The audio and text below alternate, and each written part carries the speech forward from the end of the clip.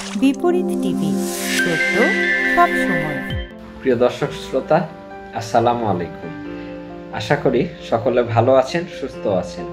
আনন্দের সংবাদ, আনন্দের সময় আমাদের বাংলাদেশের মানুষের জন্য, সেটা হচ্ছে আমাদের ক্রিকেট বাংলাদেশের সম্ভবত একমাত্র একটি বিষয় যেখানে বাংলাদেশের সব মানুষের মতামতের একটা ঐক্যের প্রতিফলন দেখা যায়। বাংলাদেশের মানুষের যে আবেগ, সেটা দেখা যায়। আজকে বাংলাদেশ পাকিস্তানের মাটিতে পাকিস্তানকে টেস্ট ক্রিকেটে ধবল ধোলাই করেছে, যেটা অবশ্যই আমাদের জন্য গর্বের এবং আনন্দের একটা ব্যাপার। পাকিস্তানের স্টেডিয়ামের মধ্যে রাওয়ালপিন্ডিতে মাইকে বাজতেছিল জিতেগা ভাই জিতেগা। স্টেডিয়াম থেকে সেই দেশের দর্শকরাও জোরে জোরে বলতে ছিল বাংলাদেশ জিতেগা। এই যে বাংলাদেশের বিজয়ের যে একটা কি বলবো উদযাপন, সেটা দেশের বাইরে ছড়িয়ে পড়ছে। এটাই আমাদের জন্য আনন্দের। আমরা আশা করি সর্বক্ষেত্রে আমাদের এই আনন্দটা চলতে থাকবে। আমাদের অন্তর্বর্তী সরকারের সামনে এখন অনেক চ্যালেঞ্জ থাকলেও বাংলাদেশের অন্তর্বর্তী সরকার যে আশার আলো দেখাচ্ছে, সেই জিনিসটাই উল্লেখ করছেন মনোজ মুকুন্দ নারাভানে নামে এক ভারতীয় অবসরপ্রাপ্ত জেনারেল, যিনি বিদেশি এক পত্রিকায় কলাম লেখে এই বিষয়গুলোর বর্ণনা করছেন। উনি বলতে চাচ্ছেন, ইতিহাসের পাতা উল্টালে দেখা যাবে কোনো বিপ্লব সমাজ, সরকার এবং বিশ্বকে পুনর্নির্মাণ করেছে। অর্থনৈতিক, রাজনৈতিক এবং সামাজিক স্তরে অবিচার থেকে উদ্ভূত হয় বিপ্লব। অর্থনৈতিক বৈষম্য, রাজনৈতিক স্বাধীনতা অথবা কর্তৃত্ববাদী শাসন, এসবের থেকেই জন্ম নেয়া ক্ষোভ, যা ক্রমে ছড়িয়ে পড়ে মানুষের মধ্যে। বিপ্লবগুলো সাধারণত অদ্ভুত মন নেয়।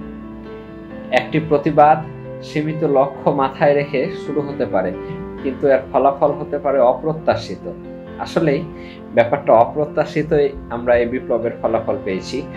অনেক সময় বিভিন্ন এজেন্ডা এবং গোপন স্বার্থ প্রয়াসী মূল প্রতিবাদকে হাইজ্যাক করে নেয়। দ্য প্রিন্টে কথা লিখেছেন ভারতীয় একজন অবসরপ্রাপ্ত জেনারেল মনোজ কুমার নারাভানে। আমরা দেখতে পাচ্ছি আমাদের প্রতিবেশী বন্ধুরা ধীরে ধীরে আমাদের এই বিপ্লবের ফলাফল যে আমাদের ঘরে উঠছে, বাংলাদেশের মানুষের ঘরে পৌঁছে যাচ্ছে, সেটার ব্যাপারেও বিভিন্ন কথাবার্তা বলছেন। কিন্তু বারবার একটাই ব্যাপার, যে আমাদের বিপ্লব, আমাদের ফলাফল রক্ষা করতে হবে কিন্তু আমাদের। আজকেও দেখা গেল গাজীপুরের বিভিন্ন জায়গাতে কিছু শ্রমিক অসন্তোষের ব্যাপার, যারা বিভিন্নভাবে চাকরিচ্যুত হয়েছেন, তারা আবারও মাঠে নামার চেষ্টা করছেন কিংবা প্রতিবাদ জানাচ্ছেন তাদের চাকরি ফেরত পাওয়ার জন্য। যদিও বা এই বিষয়গুলা সরাসরি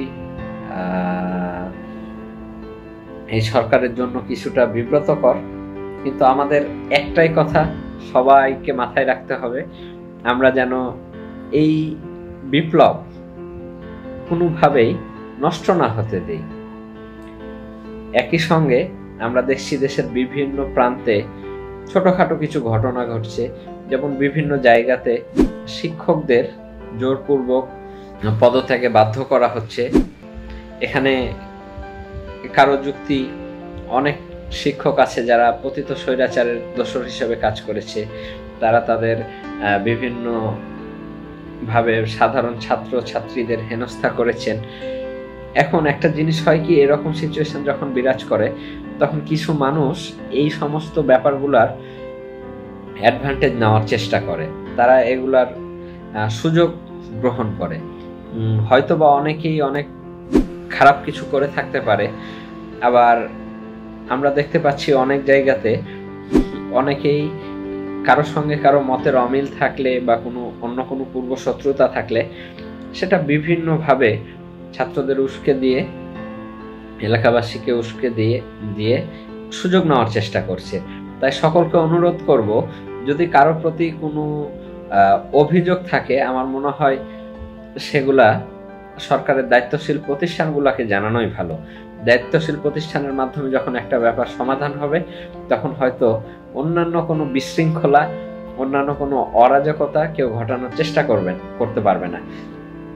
আবার কিছু দোষী মানুষকে শাস্তি দিতে যে কিছু নিরীহ নিরপরাধ মানুষও যেন এটা শিকার না হয়, এই শাস্তি তাদের নিরপরাধ কোনো ব্যক্তি যেন হয়রানির শিকার না হয়, সেই জিনিসটাও আমাদের দেখার জন্য অবশ্যই আমাদের চেষ্টা করতে হবে। অবশ্যই দায়িত্বশীল কোনো প্রতিষ্ঠানের মাধ্যমে কিংবা সরকারের দায়িত্বশীল যে ব্যক্তিরা আছে তাদের জানানোর মাধ্যমে এগুলার একটা ব্যবস্থা করা। অন্যথায় অনেক নিরীহ মানুষ হয়রানির শিকার হতে পারে, অনেকেই এই ব্যাপারগুলা খারাপ ভাবেও নিতে পারে। তো আমাদের এই সময়টাতে এমন কিছু করা যাবে না যেন আমাদের জাতীয় জীবনের যে স্থিতিশীলতা, আমাদের আইন শৃঙ্খলা বাহিনীর, রক্ষাকারী বাহিনীর যে অবস্থান, সেগুলার কোনো প্রকার ক্ষতি হোক, এটা আমরা কেউই চাই না। ব্যাপারগুলো আমরা সবাই দেখব, নিজের বিবেক দিয়ে চেষ্টা করব যেন আমার দ্বারা বর্তমান স্থিতিশীল অবস্থা কোনোভাবে নষ্ট না হয়। ধন্যবাদ সবাইকে, ভালো থাকবেন। আসসালামু আলাইকুম।